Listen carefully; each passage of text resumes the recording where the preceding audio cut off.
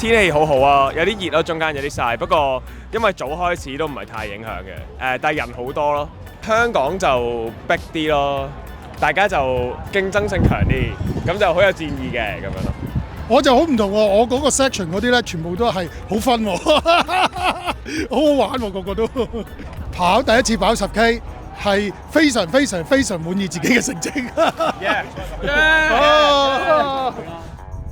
第8、第9次啦，9年未跑過渣馬，9年內第一次跑翻，好興奮，好滿足。